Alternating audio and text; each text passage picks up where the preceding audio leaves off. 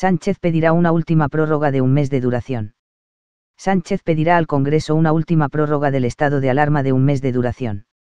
El presidente del Gobierno, Pedro Sánchez, ha dicho que los avances en la lucha contra la epidemia se han producido gracias al sacrificio de todos los ciudadanos.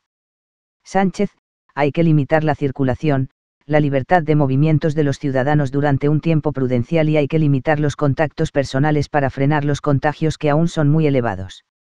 Sánchez, en la mitad del país el fin de la desescalada puede coincidir con el inicio del verano y en el resto del país unas semanas después si no registramos ninguna recaída.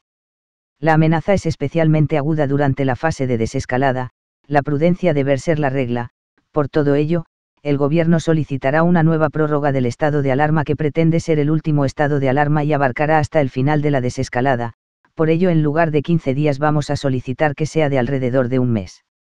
En este estado de alarma se producirá una desescalada también institucional, la única autoridad delegada en esta etapa será el ministro de Sanidad, Salvador Illa. Durante unas semanas más seguirán limitados algunos derechos, en particular el de libre circulación. Sánchez, España necesita del turismo, pero el turismo necesita seguridad, garantías de salud, las personas nos visitarán si tienen la seguridad de que viajan a destinos seguros. Sánchez, cada paso que demos será un paso seguro, tanto en la desescalada como en esa nueva normalidad van a contar todos los sectores con el apoyo comprometido del Gobierno de España. Pedro Sánchez, si optamos por priorizar el negocio sobre la salud acabaríamos echando a perder la salud y el negocio. Buenas tardes. Antes de comenzar esta locución, permítame que traslade mi pesar a los familiares y a los amigos de Julio Anguita, que acaba de fallecer. También a todos los familiares de los compatriotas que en las últimas horas han perdido la vida y de modo muy particular a las 102 nuevas víctimas que la epidemia se ha cobrado entre nosotros. Después de 2 meses de extraordinaria dureza, podemos decir que nuestro país comienza a entrar en un escenario distinto, diferente. Primero, hace unos días, fueron los niños, las niñas, más tarde los adultos, quienes volvieron a transitar y a recuperar los espacios públicos. Y desde esta semana, más de la mitad de nuestras ciudades y pueblos han recuperado parte de su vitalidad y han visto abrir muchos comercios, terrazas, mientras otras lo harán desde este próximo lunes, dentro de 2 días. Y lo más importante, los hospitales, que han ido recuperando su ritmo ordinario y han podido reanudar la atención a los enfermos, a las enfermas de otras dolencias, de otras patologías, a la vez que atienden a los pacientes de la epidemia del COVID, a quienes todos deseamos que se restablezcan cuanto antes y pasen a engrosar el grupo de más de 145.000 compatriotas que han superado ya la enfermedad. Esos avances, que sin duda alguna continúan siendo insuficientes, son enormes si tenemos en cuenta el punto de partida. Hace 2 meses, es decir, hace muy poco tiempo, el virus se propagaba a un ritmo del 35% diario. El 35% diario. Es decir, cada persona contagiada transmitía la enfermedad a más de 3 personas.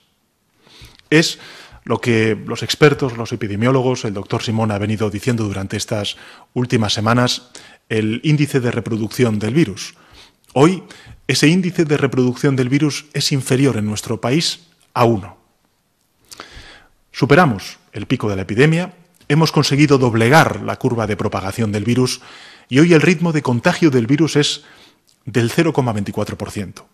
Es decir, más de 100 veces menos que al decretarse el estado de alarma. Naturalmente, esos avances no han caído del cielo. Han sido fruto de un sacrificio enorme del conjunto de la sociedad española que a lo largo de estas semanas ha actuado con sacrificio, con disciplina social y, sin duda alguna, con moral de victoria. Ese sacrificio se ha plasmado, lógicamente, en el confinamiento que hemos vivido y que estamos viviendo aún a día de hoy. Hemos visto limitados algunos de nuestros derechos, pero no por capricho, sino porque teníamos que contener la epidemia. Necesitábamos limitar el contacto social para evitar que las personas contagiadas, muchas de ellas sin síntomas, contagiaran a personas sanas. Y necesitábamos también limitar el derecho a la circulación, el derecho a la libre reunión, para evitar que las personas contagiadas, muy concentradas como hemos visto en algunas zonas de nuestro país, difundieran el virus en territorios menos afectados. Precisamente esta semana se han dado a conocer los resultados de la primera fase, de la primera oleada del estudio de seroprevalencia que ha coordinado el Ministerio de Sanidad, con la participación también del Ministerio de Ciencia y la participación conjunta del Instituto Carlos III. Y que se ha realizado, y esto quiero también subrayarlo, con la colaboración inestimable de las comunidades autónomas. Este estudio, que yo me atrevo a decir es uno de los más ambiciosos de Europa hasta la fecha, arroja 3 datos capitales de enorme valor que me gustaría compartir con ustedes. El primero es que la infección ha afectado de modo muy desigual a los distintos territorios.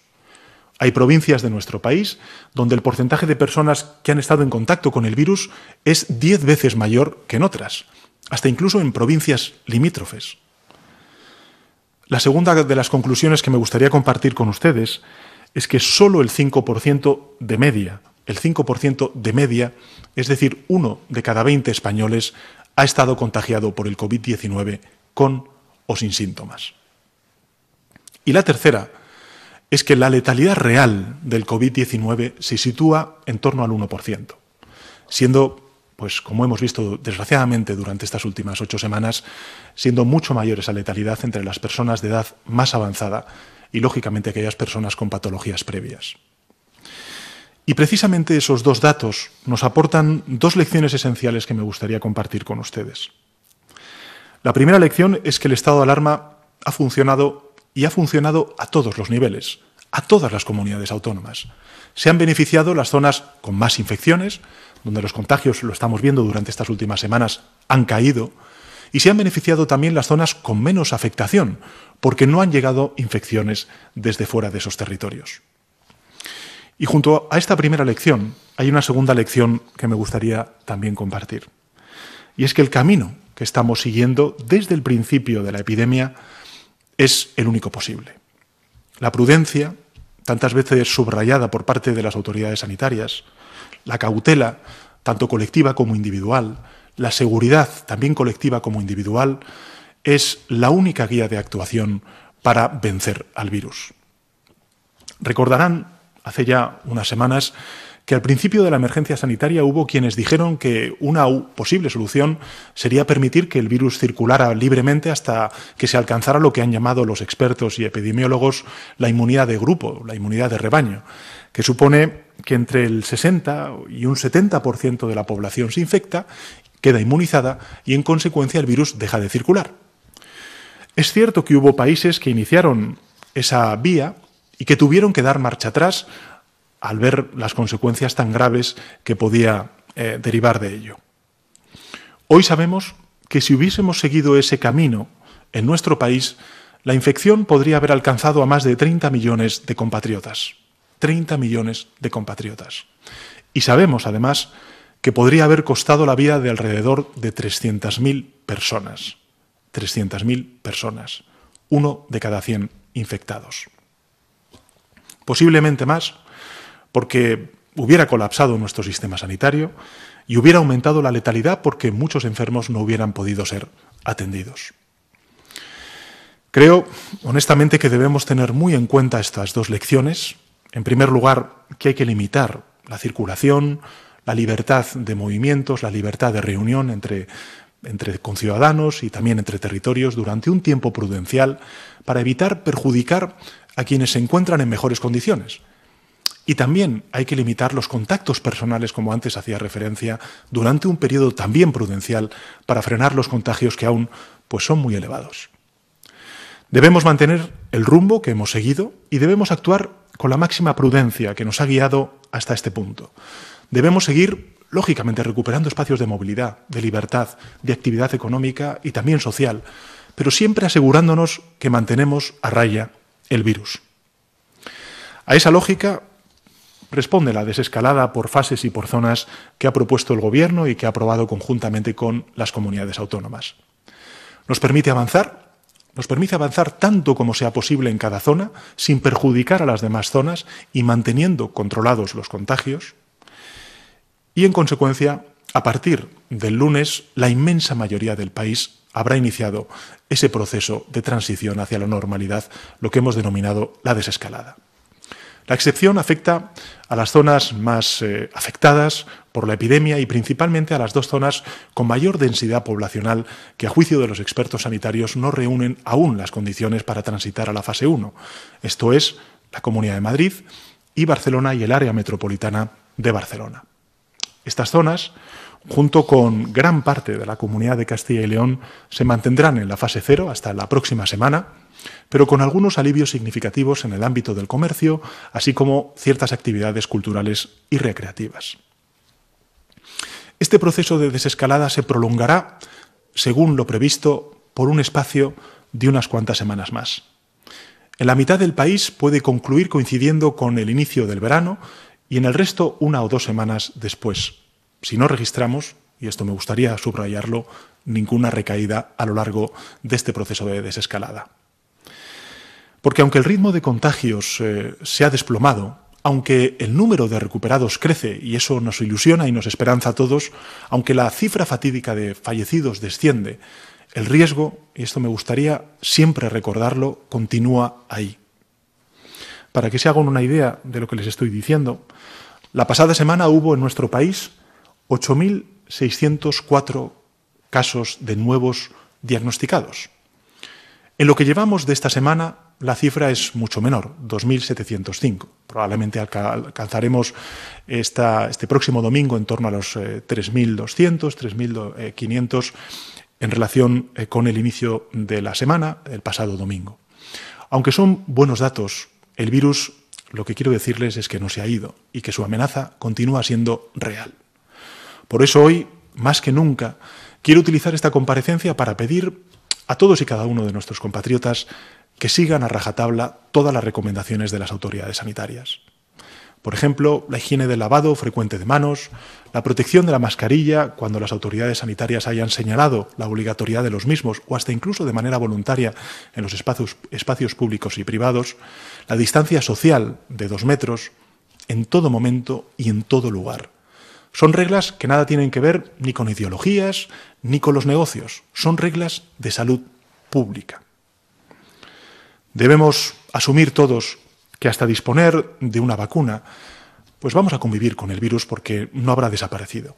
Y que por tanto la amenaza es especialmente aguda durante la fase de desescalada, porque aún hay cientos de contagios diarios, como antes he señalado, que debemos detectar, atender y aislar.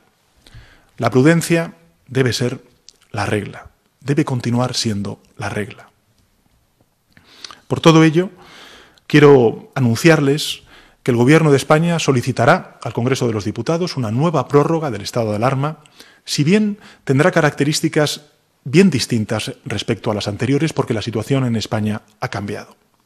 Para empezar, pretende ser el último estado de alarma y abarcar hasta el final de la desescalada. Por eso vamos a solicitar al Congreso de los Diputados que en lugar de ser 15 días sea alrededor de un mes la vigencia de este último, esperemos, estado de alarma. Estamos dialogando desde el Gobierno de España con todos los grupos políticos que están dispuestos a arrimar el hombro, a acordar con el Gobierno de España, y nuestra voluntad es lograr el gran consenso en el Congreso de los Diputados que existe en el conjunto de la ciudadanía española, con independencia de qué proyecto político voten. Un consenso de que formen parte todos los partidos responsables que quieran ser útiles a nuestro país, seguir salvando vidas y luchar contra la pandemia con las herramientas que nos da nuestra Constitución y nuestras leyes. En este estado de alarma se producirá además, tal y como anticipé la semana pasada, una desescalada también institucional. Lo he dicho antes, estamos en una fase completamente distinta a la del inicio de la epidemia y, en consecuencia, tenemos que adecuar nuestra arquitectura institucional a esta nueva realidad, a esta desescalada, a esta nueva fase. La única autoridad delegada, en consecuencia, del Gobierno en esta etapa de desescalada será el ministro de Sanidad, el ministro Illa, y decaerán, en consecuencia, las facultades excepcionales que se confirieron a los otros departamentos. Recordemos, al Ministerio de Defensa, al Ministerio del Interior y al Ministerio de Transportes, Movilidad y Agenda Urbana. La referencia, en consecuencia, de coordinación se condensará en el ámbito sanitario en lo sucesivo, será, como he dicho antes, el ministro de Sanidad, contando siempre con el asesoramiento de los técnicos del departamento y en conexión estrecha con las autoridades sanitarias autonómicas, quien marcará los ritmos y modalidades de la desescalada, como hemos estado haciendo durante estos últimos 7 días. En este periodo, como ha empezado a ocurrir ya, regirá ese término que ha sido común a lo largo de la conversación pública de estos últimos días, que es el de la cogobernanza.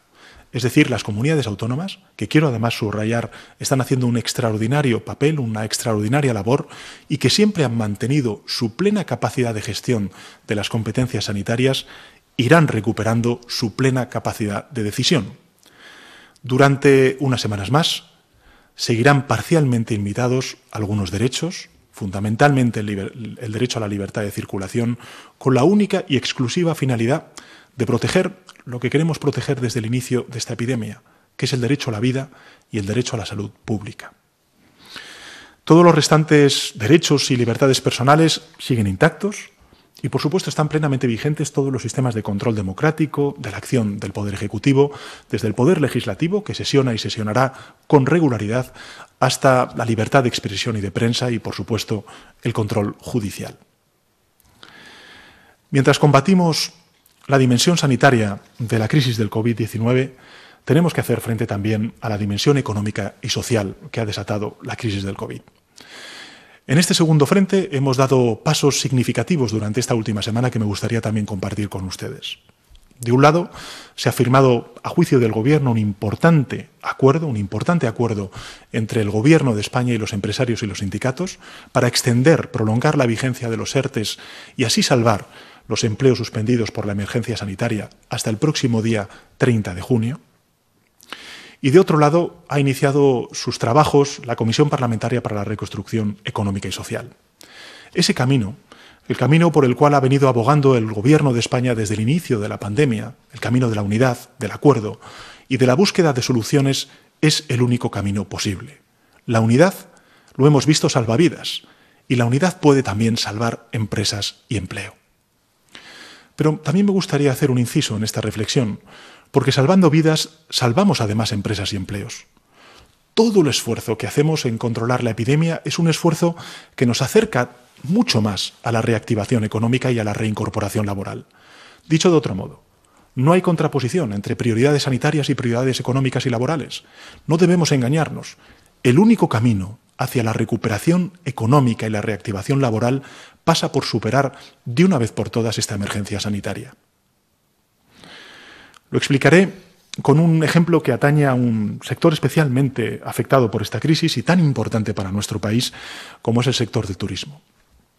Como saben ustedes, España es un referente mundial en el turismo. Es una industria que representa en torno al 12,3% de nuestra capacidad anual de producción de riqueza, lo que se denomina el Producto Interior Bruto, y da empleo a en torno a 2,6, incluso más, millones de personas en España. En buena medida, este sector depende de los más de 80 millones de visitantes que recibimos cada año desde fuera de nuestras fronteras. España, en consecuencia, necesita el turismo. Y sin turismo no podrá hablarse de una reactivación económica con rotundidad, con absoluta propiedad. España necesita, como he dicho antes, el turismo, pero el turismo necesita seguridad. El turismo necesita garantías de salud.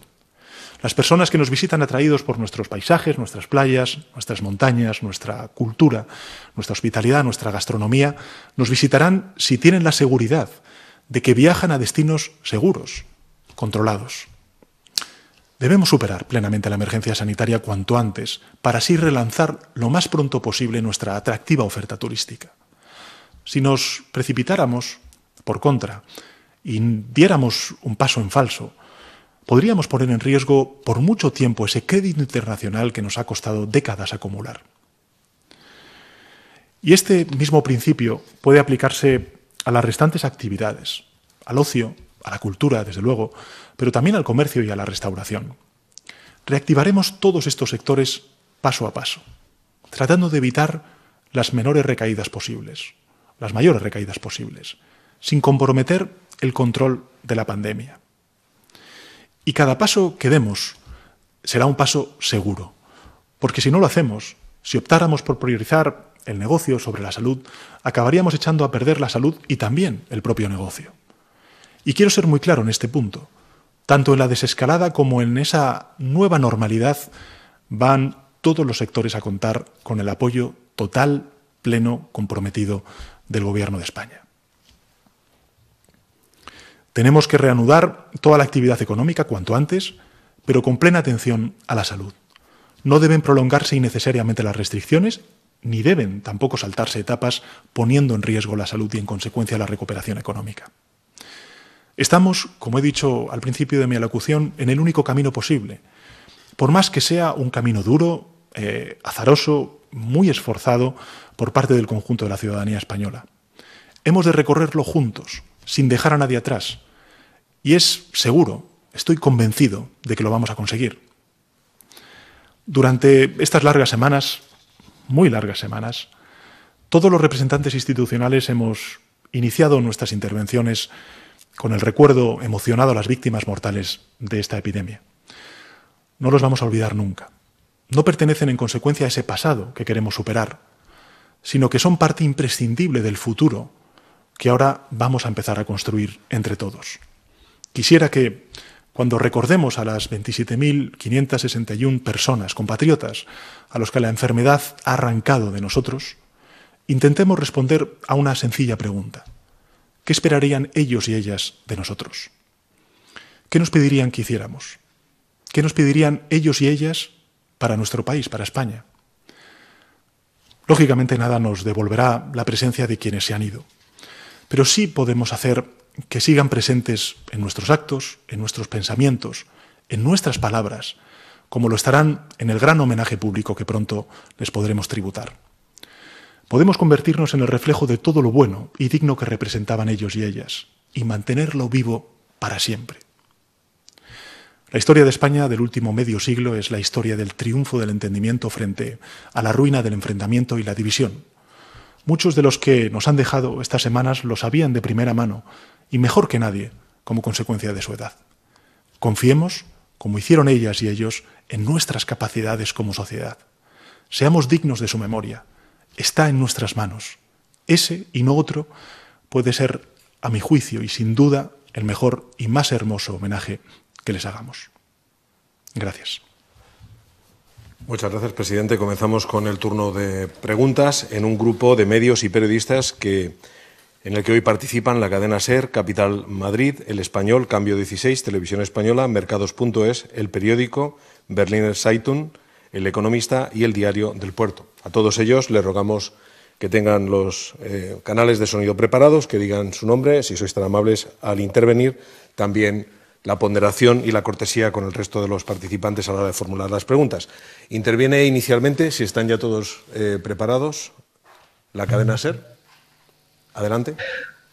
Buenas tardes, presidente. Soy Nieves Goicoechea de la cadena SER. Quería hacerle varias preguntas en relación a la apertura de fronteras y a raíz de lo que acaba de decir, de que hay que proteger al turismo, pero también siendo un país seguro. ¿Cuál es la propuesta española? ¿Qué fecha sugiere el Gobierno para minimizar el daño en el sector del turismo de nuestro país para abrir fronteras? ¿Se plantea medidas, por ejemplo, de ayuda directa como lo ha anunciado Italia? Eso por un lado. En relación a la economía, presidente, el vicepresidente Pablo Iglesias insistió en 2 ocasiones en estos días en la necesidad de aprobar lo que él ha llamado un impuesto para los ricos, para aquellas personas con un patrimonio superior al 1.000.000 de euros, incluida la primera vivienda. La ministra de Hacienda ha dicho que quizás no era la medida más adecuada, que habían otras fórmulas para hacer, no esta, sino otras fórmulas. Al día siguiente volvió a insistir en la misma idea Pablo Iglesias. Yo quería saber, presidente, ¿a quién apoya? ¿A su ministra de Hacienda o usted prefiere lo que sostiene el vicepresidente Pablo Iglesias, esa idea del impuesto a las rentas más altas?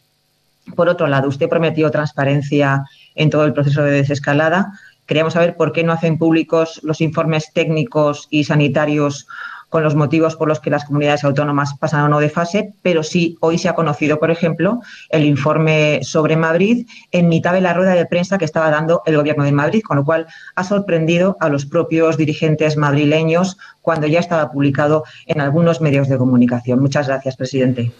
Muchas gracias, Nieves, por sus preguntas. En primer lugar, en relación con la apertura de fronteras, lo que hemos hecho, la decisión que hemos tomado de cuarentenar no solamente a los turistas o extranjeros que vengan a nuestro país, sino también a los propios, digamos, compatriotas españoles que se repatrian de otras partes del mundo, obedece a, efectivamente, la necesidad de prudencia, de precaución a lo largo de estas semanas que tenemos de desescalada, donde efectivamente ya los ciudadanos empiezan a salir de ese confinamiento prolongado que hemos tenido a lo largo de estas últimas semanas y, en consecuencia, tenemos que extremar las precauciones en cuanto a la propagación del virus a través de esa limitación de movimientos y, lógicamente, también de libertad de reunión. En segundo lugar, decirle que el Gobierno de España, desde luego, ha participado en las recomendaciones que ha elaborado la Comisión Europea. Son recomendaciones que, digamos, son complementarias, que no son contradictorias con lo que está poniendo en marcha el Gobierno de España, porque, y recojo además las palabras de la vicepresidenta de la Comisión, la señora Vestager, la primera fase lo que tiene que hacer es, sobre todo, digamos, garantizar la única llegada de viajes esenciales. Y a partir de las siguientes fases, lo que tenemos que garantizar es que la movilidad entre países tengan, pues, con una situación epidemiológica similar, pues estén vinculadas o en función a criterios sanitarios, epidemiológicos y de contención. Y quería leerlo precisamente para que estuvieran claras cuál es la aproximación de la Comisión Europea y cuál es la aproximación del Gobierno de España. En ese sentido, el sector turístico, a lo largo de estas últimas semanas, hemos estado hablando con ellos. Creo, como he dicho antes, que hemos puesto en marcha una política muy importante, novedosa respecto a crisis anteriores, que es el prolongar los expedientes de regulación temporal de empleo hasta el próximo 30 de junio, abrir una comisión tripartita entre el Gobierno de España y también los sectores, o mejor dicho, la patronal y los sindicatos, para ver cuáles son los sectores afectados y que tengamos que prolongar más allá del 30 de junio. Y, lógicamente, querría darle algunos datos que me parecen interesantes para que se vea cuál es el grado de apoyo inédito a lo largo de estos últimos 40 años que está dando el Gobierno de España. Y quiero ser muy rápido porque tampoco quiero extenderme en la respuesta. Para que se haga una idea, el grado de protección a través de los expedientes de regulación temporal de empleo y de prestación por cese de actividad a trabajadores y a trabajadoras autónomos ha sido especialmente destacado en algunas actividades turísticas, como por ejemplo el de la hostelería, donde el 82% de los trabajadores afiliados están dentro de alguna de las dos medidas, es decir, de la prestación por cese de actividad a los trabajadores autónomos o la protección por el expediente de regulación temporal de empleo, que, insisto, se va a ver prolongado hasta el próximo 30 de junio. Superando en consecuencia el 1,1 millones de ocupados en protección. Pero si contamos a ello los trabajadores con acceso a prestación por desempleo, el nivel de protección que está dando ahora mismo el Gobierno de España supera el 93% de los que estaban afiliados a 12 de marzo, es decir, 12 días antes del decreto del estado de alarma. Y, sin duda alguna, también cabe recordar en este ámbito la línea de avales por cuenta del Estado de hasta 100.000 millones de euros que se está dirigiendo fundamentalmente a los trabajadores autónomos y a las pequeñas y medianas empresas. Y estoy además en disposición de decirle que una nueva línea de 20.000 millones de euros aprobaremos en el próximo Consejo de Ministros del próximo martes. En relación con la propuesta fiscal que ha planteado el vicepresidente segundo, decirle que el Gobierno de España en esto es absolutamente transparente. Yo me presenté a una investidura con un acuerdo de gobierno entre el Partido Socialista Obrero Español y Unidas Podemos. Y en ese acuerdo de investidura están las medidas que vamos a poner en marcha. Esta es una medida que, lógicamente, ha planteado Unidas Podemos en el seno de la Comisión Parlamentaria de Reconstrucción Social y Económica, y es ahí donde tendrá que debatirse y sustanciarse por parte de los grupos parlamentarios. Pero, insisto, el programa de gobierno es la hoja de ruta y yo creo que además con mayor vigencia, con mayor actualidad como consecuencia de la pandemia. ¿Por qué? Porque hablamos efectivamente de esa justicia fiscal, hablamos también de esa justicia social, de reforzar los pilares del estado del bienestar y hablamos también de algunas de las cuestiones que tenemos que sacar adelante si queremos que el crecimiento sea sostenido y haya una creación de empleo, digamos, digna. Y es precisamente la transición ecológica, también la digitalización y, lógicamente, la reindustrialización de nuestro país, sobre todo en aquellos sectores afectados por la crisis del COVID-19. Y en este asunto me gustaría hacer una reflexión que hice en el Congreso de los Diputados y que me gustaría compartir con el conjunto de la ciudadanía. Esta crisis, a diferencia de la crisis de 2008, no está afectando a sectores poco competitivos, poco eficientes. Sectores, recordemos, en 2008 que sufrían una burbuja, como es el sector de la construcción residencial. Está afectando a sectores muy expuestos a las restricciones sanitarias que tenemos que tomar vía confinamiento, vía cierre de actividades económicas, precisamente para contener a la pandemia. Hay, en consecuencia, una España protegida, de personas que encuentran su trabajo en sectores que no se han visto tan dañados o afectados como consecuencia de una manera directa de esas restricciones sanitarias, y hay una España desprotegida. No solamente aquellos desempleados como consecuencia del COVID-19, sino también aquellos otros trabajadores y trabajadoras que, o bien por cese de actividad, véanse los autónomos, o bien a través de los ERTES, o bien empresas de más de 50 o de menos de 50 trabajadores, se han visto afectados. ¿Qué es lo que tenemos que hacer? Proteger a aquellos sectores y a aquellos trabajadores y empresarios y autónomos que se han visto directamente afectados por estas restricciones, sostener su nivel de renta, la permanencia y la existencia de este tejido productivo, para que en cuanto ya nos adentremos en esa nueva normalidad y hasta en tanto en cuanto no encontramos esa vacuna, pues lógicamente tengamos los miembros suficientes como para ir reactivando, reanimando la economía, la incorporación laboral a esos sectores y, en consecuencia, recuperar la senda de crecimiento económico que teníamos hasta precisamente ese mes de marzo fatídico en el que, lógicamente, explosionó la epidemia en nuestro país. Y, en tercer lugar, en relación con la transparencia. Mire, creo que el Gobierno de España, más allá de las ruedas de prensa que hacemos, más allá de las comparecencias que hago yo en primera persona, que hace el ministro, o que hacen las autoridades delegadas, o, en consecuencia, también pues el doctor Simón, que está al frente del CAES, y que quiero además reconocer a todos los funcionarios del CAES y del Ministerio de Sanidad el trabajo que están haciendo día y noche, y quiero además subrayarlo, día y noche, en estas últimas semanas, precisamente para dar luz a las comunidades autónomas y, en consecuencia, a ver si podemos ir saliendo ya en esa fase de desescalada. Además de todas esas cuestiones, yo quiero recordar varias otras que me parecen fundamentales para resituar y contextualizar en qué proceso estamos. Vamos a ver, lo primero, nosotros hemos dicho siempre que el proceso de desescalada iba a ser gradual y asimétrico. Gradual y asimétrico. Es decir, no íbamos a pasar de 0 a 100 en un día, sino que íbamos a tomarnos, porque así nos lo decían los epidemiólogos, 2 semanas en cada fase para ver exactamente cómo vamos reaccionando ante esta nueva realidad y, a partir de ahí, actuar con la máxima prudencia. Y que, lógicamente, iba a ser asimétrico, porque hay territorios que, por densidad de población, no en absoluto ninguna otra, digamos, cuestión y particularidad, por densidad de población y por índice de afectación de la epidemia, pues hacen que, lógicamente, tenga que ir un poco más retrasados. En segundo lugar, todos los indicadores que se están utilizando por parte del Ministerio de Sanidad para evaluar la fase de cada una de las provincias o unidades territoriales que hayan decidido libremente las comunidades autónomas, ha sido previamente acordado con las comunidades autónomas y bajo el criterio de los expertos, tanto de las comunidades autónomas como del Ministerio de Sanidad. Por tanto, estamos procediendo a una evaluación con una serie de indicadores cuantitativos y cualitativos, con umbrales que han sido previamente acordados por las comunidades autónomas, el Ministerio de Sanidad y con el respaldo de la comunidad científica y los epidemiólogos. En tercer lugar, se produce un diálogo bilateral entre el Ministerio de Sanidad y también las comunidades autónomas. Y en ese diálogo bilateral, que es la segunda ronda que hemos tenido desde el inicio de la desescalada, pues en una amplia mayoría ha habido un gran consenso. Ha habido un gran consenso. Puede haber alguna fricción, puede haber algún desacople en lo que tiene que ser la intensidad y la velocidad de esa desescalada, pero lógicamente al Gobierno de España, y en esto nos lo han escuchado decir en muchas ocasiones, lo que nos importa es la precaución. Basar toda nuestras decisiones en torno a la ciencia, al criterio de los expertos, pero lógicamente con la precaución debida. Y, insisto, la desescalada no es una carrera de ver quiénes son las autonomías que llegan antes o después. Nada tiene que ver con eso.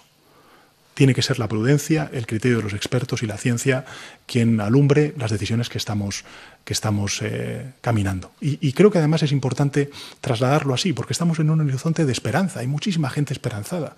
Con los datos que hemos conocido hoy, con los datos que estamos viendo, creo que un pecar algo más de prudencia, de precaución, creo que para todos es pues de sentido común, es racional, es lo que conecta además con la emoción de muchísimos ciudadanos que aún a día de hoy prefieren quedarse en casa porque están asustados en relación con esta epidemia, y vamos paso a paso. Cuando Madrid, como otras comunidades autónomas, he dicho antes, Barcelona y el área metropolitana, o también la práctica totalidad de Castilla y León, estén en condiciones de pasar a la fase 1, no le quepa duda de que el Gobierno de España será también, lógicamente, quien lo valide y quien lo certifique y lo respalde. Pero insisto en una cosa fundamental. En la lucha frente al virus, el Gobierno de España pelea en el mismo equipo que el conjunto de gobiernos autonómicos y municipales. En el mismo, que es el de defender la salud pública, el de salvar vidas y el de reactivar nuestra economía y el de reincorporar a cuantos más trabajadores en cada una de las fases mejor.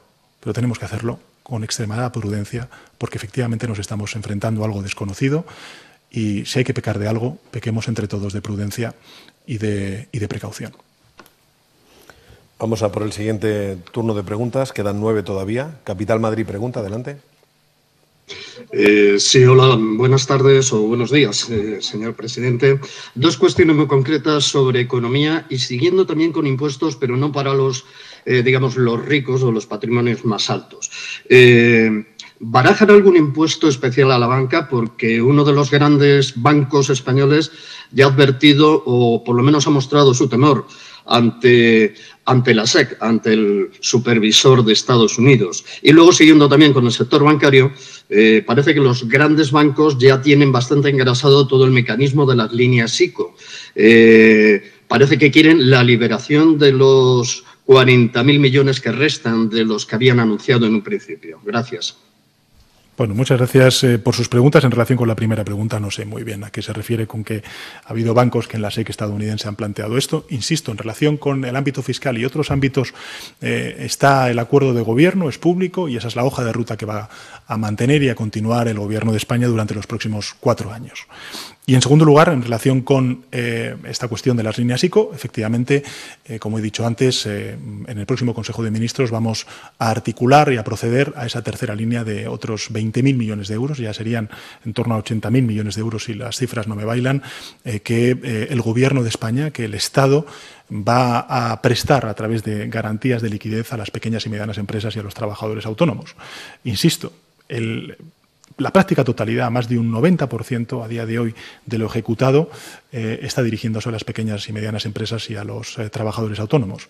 Y como siempre digo en mis comparecencias, le pido al sector financiero que sea lo suficientemente dinámico y ágil para que esas líneas de liquidez lleguen sobre todo a quienes los más lo necesitan, que son los trabajadores autónomos y las pequeñas y medianas empresas.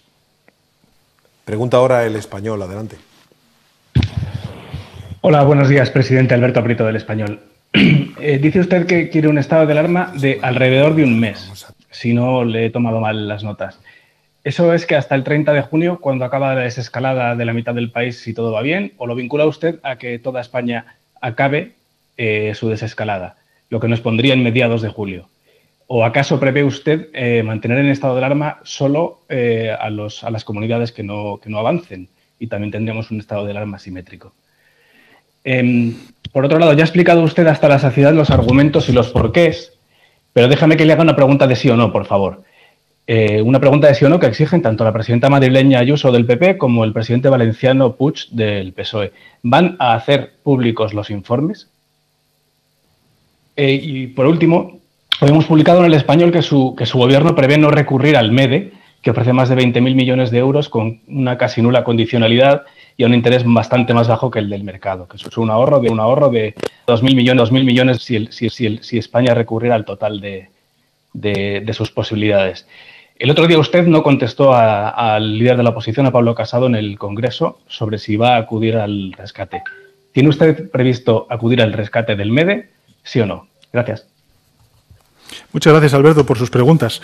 En fin, usted puede plantearlas como un sí o no, y yo, pues lógicamente, podré responderlas como creo que puedo responderlas Me refiero para atenerme al contenido de sus preguntas. En relación con el estado de alarma, vamos a ver, lo he dicho al principio de mi intervención, y yo creo que además esto es sinónimo de que estamos en una etapa de esperanza, de ilusión que se está viendo por parte de muchísimos ciudadanos que están recuperando sus espacios, su cotidianidad, sus relaciones, siempre salvaguardando pues todo aquello que nos dicen las autoridades sanitarias, del distanciamiento, del uso de la mascarilla, en fin, de todas las cuestiones que ya conocemos y que diariamente nos recuerda, en este caso, el doctor Simón, ¿no?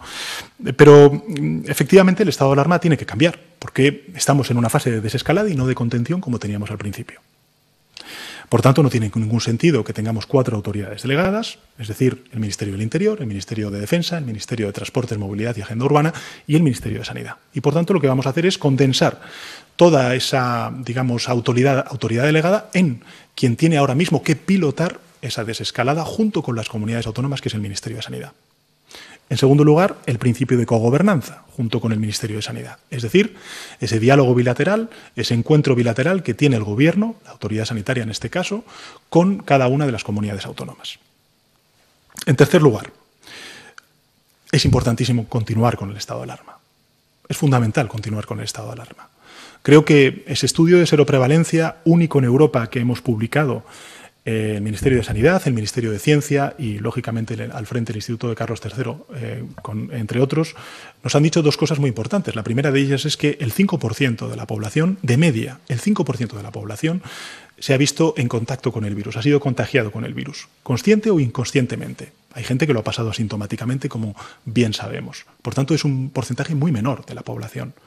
Y, en consecuencia, estamos todavía en un escenario de vulnerabilidad en los territorios en los que ha impactado de manera mucho más contundente y, sobre todo, en aquellos territorios en los que no ha impactado de manera tan contundente.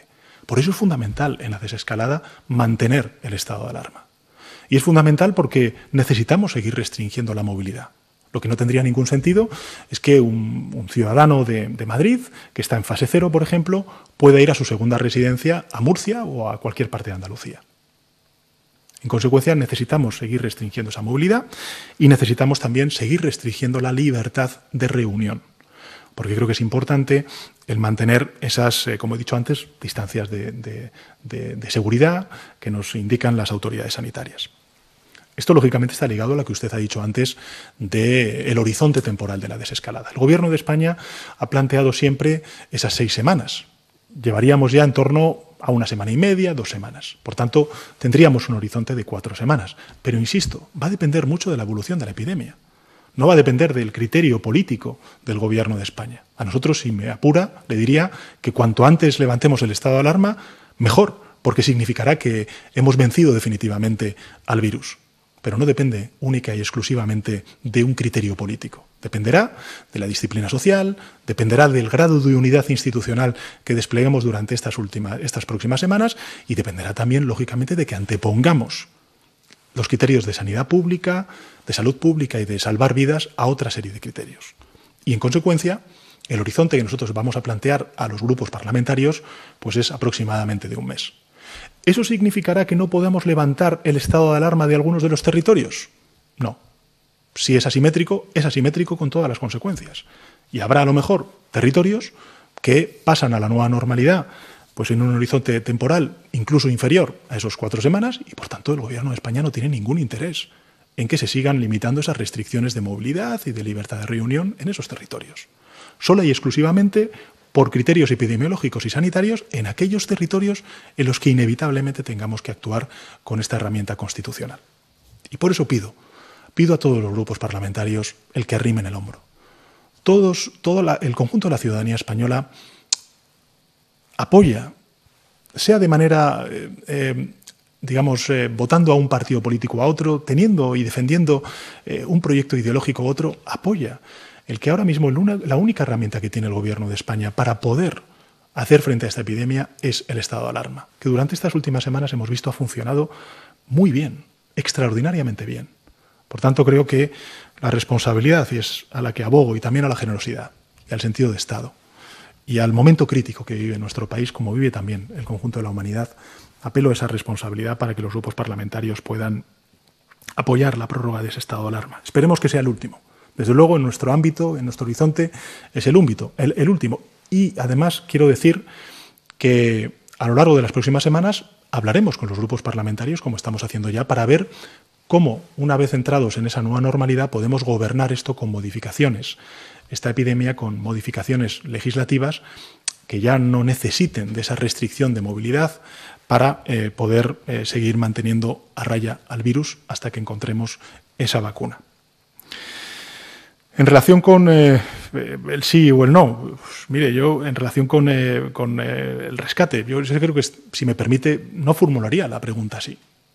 Honestamente, no, el MEDE, la línea precautoria que ha acordado el Gobierno de España y otros muchos gobiernos europeos, precisamente, no se puede llamar rescate, porque es una línea precautoria sin ningún tipo de condicionalidad macroeconómica, la llamada troika, los llamados hombres de negro, que hemos conocido, por ejemplo, cuando se ha rescatado el sector financiero en nuestro país en anteriores legislaturas.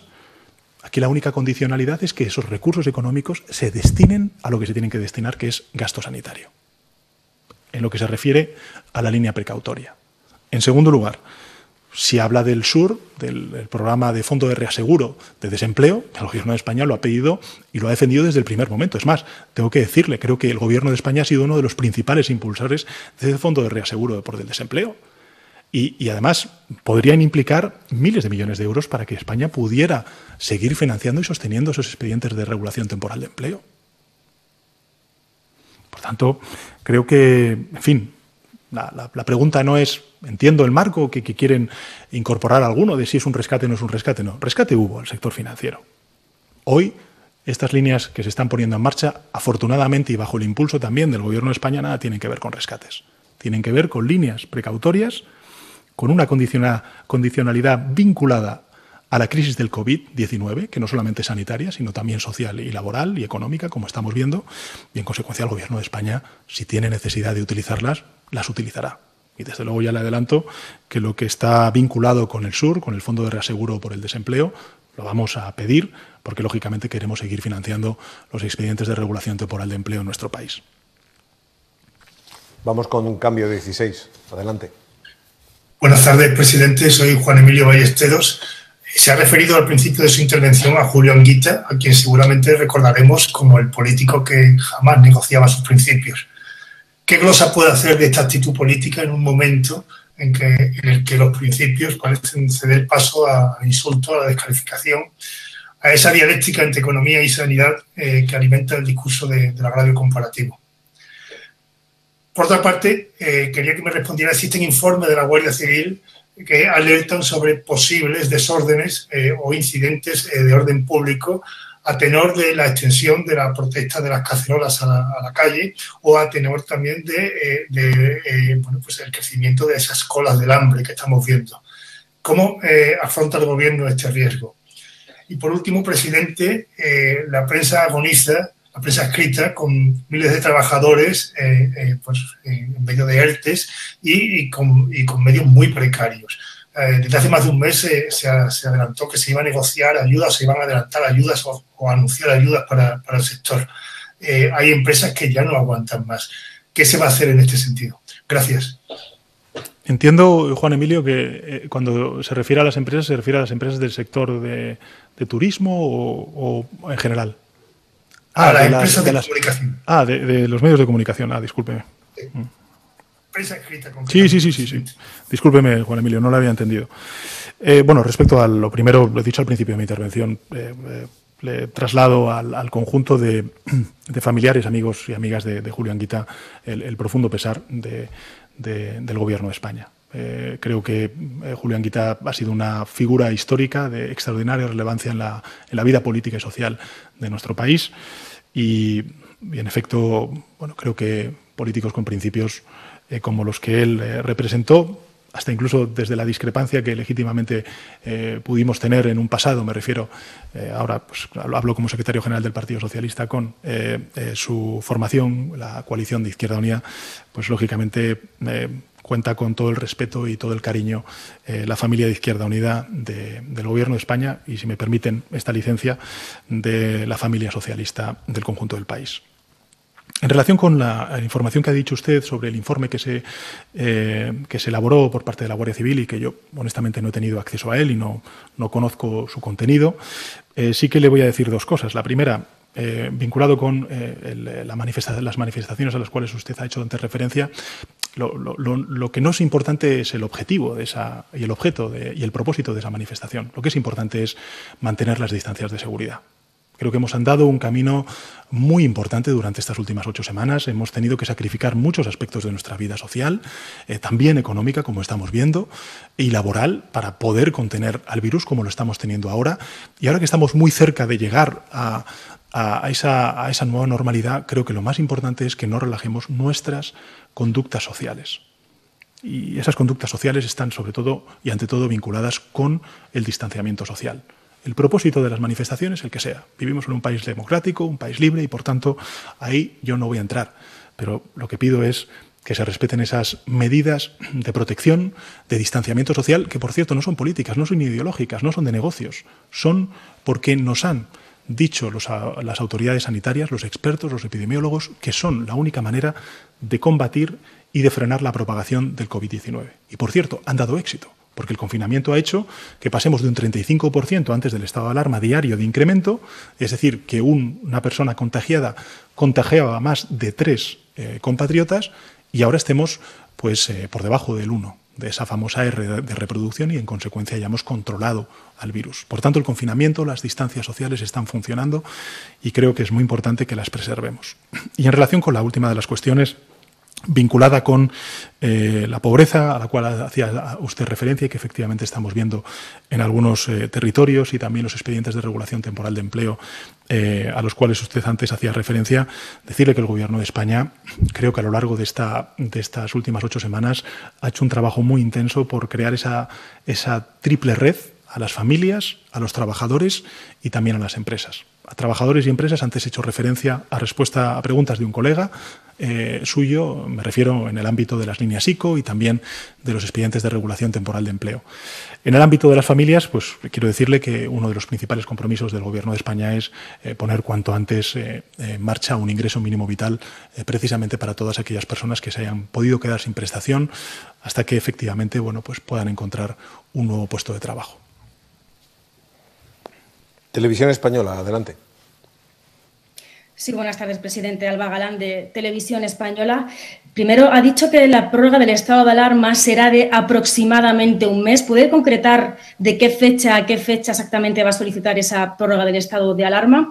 Y bueno, siempre han defendido en el Gobierno que uno de los motivos por recurrir a este método es por el control parlamentario cada 15 días. ¿Considera que ya no es necesario ese control parlamentario? Y este estado de alarma, esta prórroga, ¿tiene ya los apoyos necesarios para que salga adelante? ¿Cómo van las negociaciones con Esquerra Republicana? Una de las condiciones que le pone es la mesa de diálogo sobre el conflicto catalán. ¿Habrá mesa de diálogo durante la desescalada? Y, por último, recojo un poco las preguntas de los compañeros sobre los informes. La Comunidad de Madrid asegura que ha recibido el informe con los motivos por los que no pasa a la fase 1 a las 12:26 de esta mañana. Eso son 17 horas después de la rueda de prensa de ayer del ministro de Sanidad. ¿Es así? Y, por último, una vez más, ¿van a ser públicos esos informes? Muchas gracias. Gracias, Alba. Yo, en relación con el minuto concreto en el que lo han recibido en este caso, los responsables de la Comunidad de Madrid, si me permite, yo hasta ahí no llego. En fin, se demandaba ese informe por parte de la Comunidad de Madrid, se le ha dado el informe, e insisto, lo he dicho antes, y me parece muy importante porque, fíjese, mi obsesión es vencer al virus y el medio es la unidad. Y, por tanto, frente al virus, todas las comunidades autónomas tienen que ser conscientes de que el Gobierno de España juega en el mismo equipo, que es el equipo de defender la salud pública, de salvar vidas, de reactivar económicamente nuestro país, siempre sobre bases sólidas una vez superada la emergencia sanitaria. En eso estamos. Y, por tanto, creo que es muy importante que en este momento en el que empezamos a acariciar el conjunto de la sociedad española, esa desescalada, recuperar la normalidad, siempre bajo nuevos criterios de sanidad y de distanciamiento social y de higiene personal que antes he hecho referencia, pues creo que lo más importante es que estemos todos unidos. Realmente la unidad salva vidas y puede salvar muchas empresas y también trabajos. Y creo que es ahí donde nos tienen que ver y nos quiere ver el conjunto de la sociedad española, voten a lo que voten cuando hay comicios. Antepongamos el interés general. Antepongamos el arrimar el hombro, no el de señalar las discrepancias, las diferencias, sino aquello que nos une. ¿Y lo que nos une qué es? La vida, la salud pública, reactivar la economía, reactivar el empleo. Creo que estamos abriendo ahora mismo una etapa de ilusión, de esperanza, de recuperación de nuestra normalidad, y no se puede quebrar, ni porque vayamos más rápido, ni porque entremos en discrepancias que no son tales, porque al final el objetivo que nos une es el mismo, que es vencer al virus. En relación con, efectivamente, los plazos, bueno, pues evidentemente estamos en una negociación con los grupos parlamentarios, y lo que nosotros hacemos con absoluta transparencia y total honestidad al conjunto de interlocutores que quieran apoyar o se hayan abierto a apoyar el estado de alarma, que lógicamente pues ya se sabe cuáles son, porque hay otros, en este caso Vox o también el Partido Popular, que ya han adelantado que van a votar en contra y no conocen aún la propuesta, pero bueno, esa es su posición política. Pues lógicamente nosotros negociaremos también el periodo de desescalada. Pero lo que sí que insisto es que el periodo de desescalada para el Gobierno de España, que sean 4 semanas, 6 semanas, 5 semanas o 3 semanas, insisto, no es una decisión política, no es un capricho político, no es una decisión únicamente política, es una decisión basada en la ciencia, en el criterio de los expertos, que nos han dicho que para cada fase necesitamos 14 días, porque es ahí, en ese periodo de incubación, cuando podemos evaluar qué efecto están teniendo las medidas de alivio que estamos tomando. Esta semana, por ejemplo, hemos empezado a ver las medidas de alivio de cuando permitimos a los menores de 14 años salir a la calle. Es esta semana cuando lo estamos viendo. Y estamos viendo, afortunadamente, que no ha tenido un significativo efecto. Bien, la próxima semana empezaremos a ver cuáles son los efectos de las medidas de desconfinamiento que aprobamos, por ejemplo, para hacer deporte, para reabrir algunas actividades económicas, para pasear en determinadas franjas. En definitiva, los ritmos los marca la ciencia, los ritmos no los marca la política y única y exclusivamente. Los marca la ciencia, y la política lo que tiene que hacer, en este caso, y al menos es lo que ha hecho el Gobierno de España siempre, es basarse en la ciencia para fijar esos horizontes temporales. E insisto, que me parece fundamental, el Gobierno de España, si ve, incluso antes de ese mes, que se puede levantar el estado de alarma en la totalidad del territorio nacional o en una parte del territorio nacional, no le quepa duda de que lo haremos. Y en relación con la mesa de diálogo, bueno, es algo que yo he dicho en el Congreso de los Diputados, a preguntas precisamente del portavoz de Esquerra Republicana. El Gobierno de España quiere abordar todas las crisis que bueno, pues hemos heredado de anteriores épocas, y por tanto pues una de ellas es una crisis política que se vive en Cataluña y que lógicamente queremos abordar. Y en ese sentido yo lo desligaría absolutamente de lo que es el debate del estado de alarma, que nada tiene que ver con esto, al contrario, tiene que ver, como he dicho en muchas ocasiones, y me han escuchado ustedes, con la necesidad de contar con el único instrumento constitucional y desarrollado mediante una ley orgánica en el año 81 para poder limitar y restringir la movilidad y la libertad de reunión. Y creo que con esto pues, he respondido, secretario de Estado, a las preguntas de Radio y Televisión Española. De Alba Galán. Sí, vamos a mercados.es. Adelante. Hola, buenos días. Raúl Massa, de mercados.es. Acaba de comentar usted hace unos momentos que ha habido sectores muy expuestos. Uno de ellos es la automoción, y en concreto hay países que ya han activado ayudas directas para este sector. No sé si España es uno de ellos, sobre todo cuando tenemos ahora el reciente ejemplo de Nissan, que ya habla de deslocalizar su fábrica, y si asimismo temen que haya otro tipo de industrias que saquen de nuestro país los negocios. Por otra parte, esta semana un miembro de su ejecutiva ha dicho que el turismo es un sector de bajo valor añadido. Atendiendo a las palabras que también acaba de decir usted sobre la importancia a la economía nacional de este sector, no sé si tiene que hacer algún tipo de matización al respecto. Muchas gracias. Muchas gracias, Raúl, por sus preguntas. En relación con la última de las cuestiones, creo que el propio ministro de Consumo ha precisado sus palabras en el día de ayer. También ayer pues, le preguntaron al ministro de Sanidad. En fin, creo que el Gobierno de España, fíjese, no solamente por las políticas, sino también por la decisión de crear un ministerio específico sobre industria, comercio y turismo, demuestra el compromiso del Gobierno con estos sectores tan importantes como motores de crecimiento económico y también de creación de empleo. Y tengo que decirle además también que en relación con el sector de la automoción, con los cuales estamos en permanente interlocución, el caso de Nissan es específico porque viene atravesando, digamos, un cierto horizonte no claro, ¿no?, de cuál es la decisión que va a tomar la corporación, pero estamos en interlocución también, lógicamente, con ellos. Lo que le quiero decir es que el Gobierno de España va a apoyar al sector de la automoción sin lugar a dudas, y de hecho estamos liderando junto con otros países a nivel europeo, pues el que podamos plantear políticas, junto también al sector turístico y otros sectores muy afectados, pues políticas de ayuda de recursos públicos europeas que puedan beneficiar al sostenimiento y a la transformación del sector de la automoción. Pregunta ahora el periódico, adelante. Presidente, Miguel Ángel Rodríguez, del periódico de Cataluña. Yo le quería hacer una primera pregunta sobre el turismo y estas restricciones de 15 días que se han impuesto a todos los viajeros que lleguen desde el extranjero. Un poco porque, bueno, ha sentado un poco mal. En Francia, por ejemplo, han respondido con una medida similar hacia todos los viajeros españoles que vayan hacia Francia. Y después también Alemania ha pedido un diálogo el lunes que viene para ver cómo se pueden levantar estas restricciones de manera coordinada. Quería saber si esta medida que ha puesto el Gobierno pues, se podría replantear después de cómo han actuado el resto de países. Y por otro lado, una vez se pase el estado de alarma, usted ha hablado de ciertas modificaciones legislativas. Una de ellas, por ejemplo, de las que se ha estado hablando, ha sido la Ley de Medidas Especiales de Salud Pública, pero para poder reformarla se necesitaría una mayoría absoluta en el Congreso de los Diputados. Quería saber si estas negociaciones han empezado ya, porque también sería necesario, por ejemplo, el apoyo del Partido Popular. Y en el caso de no lograr esos apoyos, ¿cuál sería el plan B, si es que lo hay? Muchas gracias, Miguel Ángel.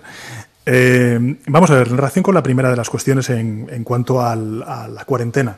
Lo he explicado, creo recordar que ha sido la colega suya de la cadena SER, a Nieves Goicoechea. Nosotros lo que estamos haciendo es, primero, asumir las recomendaciones de la Comisión Europea. En segundo lugar, ser conscientes de que estamos en una fase de desescalada y que, por tanto, tenemos que extremar las medidas de precaución. Insisto, son medidas de precaución, en este caso de cuarentena, que no solamente se están planteando para aquellos extranjeros que vengan a España, sino también para aquellos compatriotas que vuelven, que regresan a nuestro país. ¿Por qué? Porque estamos en un momento en el que no hay un confinamiento. Antes lo recordaba. Están por encima de la mitad de la población española la que ya está, digamos, disfrutando de medidas de alivio, de reactivación económica y, por tanto, de movilidad, aunque sea interprovincial. Y, evidentemente, eso, pues, lógicamente, aumenta, multiplica las posibilidades de que si vienen, en este caso extranjeros, sin esa debida precaución, pues lógicamente podría extenderse el virus como se extendió en el pasado.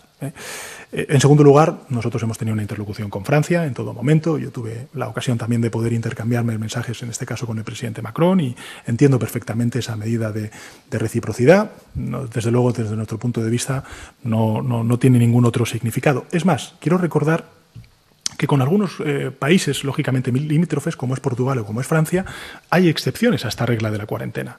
Por ejemplo, para los trabajadores y trabajadoras transfronterizos.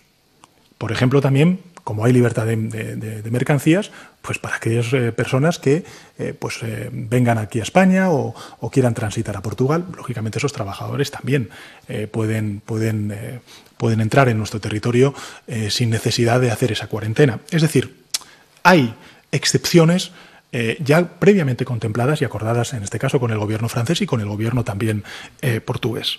Pero evidentemente necesitábamos, en este proceso de desescalada, en esa línea de precaución y contando lógicamente con lo que nos han dicho las autoridades sanitarias, pues extremar esa precaución. He de recordarle además que Alemania también aplica medidas de cuarentena. No es solamente España y otros países, también Alemania lo practica a determinados países, a otros no. Pero en todo caso, nosotros no solamente vamos a esa reunión como invitados, sino que además hemos liderado esa petición de que, lógicamente, como un país donde el 12,3% de nuestra capacidad de riqueza anual, el PIB, pues está vinculado con el sector turístico, lo que queremos es cuanto antes dar una solución común del conjunto de la Unión Europea para que podamos tener, esperemos muy pronto, turistas extranjeros bajo la absoluta certeza de que efectivamente pues no sufren contagios, que puedan disfrutar, como he dicho en mi primera intervención, de nuestras playas, de nuestro paisaje, en definitiva, de nuestro país. Y en relación con las medidas legislativas, en fin, creo que lo importante es ser conscientes de que aún necesitamos, porque la realidad epidemiológica, y lo estamos viendo además hasta incluso en el debate público entre distintos territorios, no es la misma, que por tanto tenemos que sacar varias lecciones, y una de ellas es que el estado de alarma funciona, que tenemos que acabar el proceso de desescalada, que nosotros contemplamos que sea durante el próximo mes, hasta el mes de julio, y lógicamente nos daría también el tiempo necesario para hablar con los grupos parlamentarios y modificar algunas de las leyes, una de las cuales usted ha hecho referencia, para poder gobernar esta situación ya sin el estado de alarma, ya sin necesidad de restringir la movilidad entre españoles, porque ya la realidad epidemiológica será la misma, es decir, controlado absolutamente el virus en todos y cada uno de los puntos de nuestro país, y en consecuencia podremos utilizar otros mecanismos de gobernanza, de cogobernanza, liderados en este caso por el Ministerio de Sanidad. Son debates, el que usted me plantea, de si se va a apoyar por parte de un grupo parlamentario u otro, me parecen prematuros y por tanto no puedo darle una respuesta a esa última cuestión. Pregunta ahora el diario alemán Berliner Zeitung. Hola, buenas tardes, presidente. Soy Martin Dahms, del Berliner Zeitung. Me imagino que son tiempos difíciles, más difíciles que nunca para tomar decisiones, porque tenemos una realidad cambiante todos los días, tenemos conocimientos cambiantes todos los días. Usted se tiene que basar en lo que le dicen expertos, usted los menciona muchas veces. Yo me estoy preguntando, entre estos expertos tiene que haber discusiones, debates, incluso peleas. ¿Se están levantando actas de estas reuniones para que algún día, si no ahora en la prensa, por lo menos algún día en los libros de historias, sabremos cómo estamos llegando a las decisiones que ustedes están tomando en estos días? Gracias. Muchas gracias, Martín, por su pregunta, y le agradezco también la empatía, ¿no? Efectivamente, estamos tomando todos los gobernantes decisiones muy difíciles, no solamente a nivel nacional, sino también autonómico, y por eso yo me empatizo y lógicamente me pongo también en la piel de quienes ahora mismo están, lógicamente, pues son los competentes en el caso de España, como es también en Alemania, los competentes en la política sanitaria, que son las comunidades autónomas, y por tanto empatizo también con el nivel de responsabilidad que ellas tienen y me siento además parte de ese nivel de responsabilidad. Por tanto, gracias, porque efectivamente las decisiones que tenemos que tomar son extraordinariamente complejas y difíciles. Sí decirle que en todos y cada uno de los comités técnicos de seguimiento de desescalada, previamente, antes de la desescalada, también en las reuniones del comité científico que se reúne una vez a la semana y en el que yo tengo el honor de también poder participar y escuchar a gente que sabe mucho de estos temas, y por tanto no solamente participo de esa toma de decisiones, sino también aprendo, porque lógicamente esta no es mi formación, la de la ciencia y la epidemiología. Sí tengo que decirle que tomamos lógicamente nota de todo, se levantan actas y lógicamente pues serán públicas, porque el Gobierno siempre ha primado la transparencia informativa, como venimos haciendo desde el principio de la epidemia. Esta es una epidemia en la que todos estamos aprendiendo, el conjunto de la sociedad, los actores políticos, incluso también los propios científicos y expertos, porque como han dicho en muchas ocasiones, nos estamos enfrentando a un virus desconocido y por tanto, pues todos tenemos que ir con mucha prudencia, con mucha precaución, con humildad, escuchando a aquellos que realmente pueden darnos luz en el camino que tenemos que transitar, pero desde el punto de vista de la política, pues eso, apelando a la unidad que es tan necesaria en nuestro país y a la transparencia. Y lógicamente se están levantando actas de todas esas reuniones a las cuales usted antes hacía referencia. Quedan 2 turnos de preguntas al presidente del Gobierno, El Economista y El Diario del Puerto. Vamos con El Economista. Sí, buenos días. A ver si tengo suerte con el sonido, como la otra vez. Soy Carmen Obregón, del Economista. Buenos días, señor presidente. Yo le voy a formular 3 preguntas. La primera es, dada la situación de incertidumbre que vivimos en estos momentos en España y con un horizonte de depresión económica, de cara a los presupuestos generales, ¿está el Gobierno en condiciones de garantizar que no va a haber recortes ni en pensiones ni en sueldos de funcionarios? Esa es una pregunta. La siguiente tiene que ver un poco con el tema sanitario y también económico. Hoy se ha publicado un artículo en el diario El Mundo donde una importante epidemióloga que trabaja en un centro de la Universidad de Columbia, María La Huerta, ha dicho que en este momento en la epidemia tenemos que ir por delante, por lo que no podemos volver a pedirle a la población que se quede en sus casas durante 6 o 7 semanas más. Bien, pues con esta afirmación mi pregunta es la siguiente. ¿Tiene el Gobierno de España un plan B para que podamos salir de nuestras casas? Y ya por último voy a retomar una pregunta que han hecho mis compañeros y que creo que no ha habido suerte la respuesta, y se refiere al Gobierno de Madrid. En estos momentos el Gobierno de Madrid está estudiando presentar medidas legales porque no está de acuerdo en continuar la fase de desgracia. ¿Qué va a hacer el Gobierno? Muchas gracias. Yo creo, Carmen, que he podido entender, y creo que también los telespectadores, las preguntas que ha hecho. En relación con la primera de las preguntas, bueno, pues la incertidumbre en España y en el conjunto de Europa y en el mundo. Se están viendo por parte de los distintos organismos internacionales y nacionales y europeos también cuál es la caída de actividad, cuál va a ser efectivamente las consecuencias en términos de PIB, de desempleo, de déficit, de deuda pública. En definitiva, creo que todavía estamos en una fase muy prematura. Me refiero para elaborar presupuestos, pero el compromiso del Gobierno de España, lo he dicho antes, es no dejar a nadie atrás y también sostener con políticas de renta, como estamos haciendo, por ejemplo, en los ERTES o las prestaciones por cese de actividad o, por ejemplo, con esas garantías de liquidez, pues a ese tejido productivo para que en el momento en el que podamos ya reactivar decisivamente nuestra economía, pues puedan retomar el pulso, el crecimiento económico que teníamos antes de que explosionara esta pandemia en nuestro país y en el conjunto del continente europeo. Y en relación con la segunda de las preguntas, no he leído el artículo y, por tanto, no puedo tampoco compartir con usted las reflexiones y decirle que, desde el punto de vista del Gobierno, lo he dicho en mi primera locución, no hay una contraposición entre salud y empleo o actividad económica. Al contrario, no puede haber recuperación económica si no superamos definitivamente la emergencia sanitaria. Y en eso está el Gobierno de España, en superar definitivamente la emergencia sanitaria, en hacer una desescalada por fases donde vamos paulatinamente reabriendo actividad económica y, en consecuencia, mientras estamos reabriendo esa actividad económica, proteger a todos aquellos trabajadores y aquellas empresas que se han visto forzadas a cerrar para que vayan abriendo o reabriendo su actividad y, en consecuencia, vayan reincorporando a esos trabajadores y, por tanto, vayan saliendo de esos expedientes de regulación temporal de empleo o también de las prestaciones por cese de actividad que disfrutan los autónomos.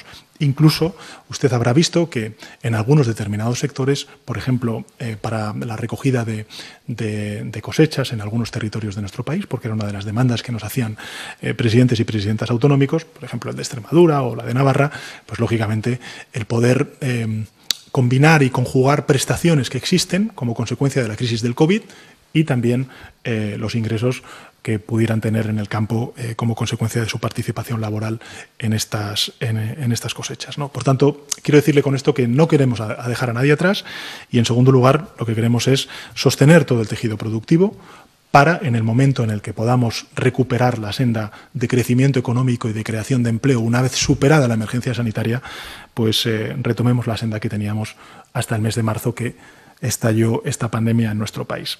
Y en relación con la última de las cuestiones, insisto, el objetivo es vencer al virus, el método es la unidad social, la unidad política, la unidad institucional y, en consecuencia, el Gobierno de España estará siempre en la cooperación, en la colaboración y también, lógicamente, en la coordinación de todas las respuestas que podamos dar para vencer al virus. Finalizamos con el Diario del Puerto. Sí, buenas tardes, presidente. Soy Inma Peña, del Diario del Puerto. Hace unas semanas le preguntamos, precisamente en esta misma rueda de prensa, por las demandas del sector del transporte y la logística, en torno a la aprobación de un plan de impulso. Entonces, usted se comprometió a hablar con el ministro de Transporte y con su equipo económico. Mi pregunta va dirigida para saber si ha podido hablar con su equipo finalmente y, en ese caso, qué se ha hablado y qué decisión se ha tomado al respecto. Muchas gracias. Pues muchas gracias, Inma. Siento no poder responderle con la debida precisión.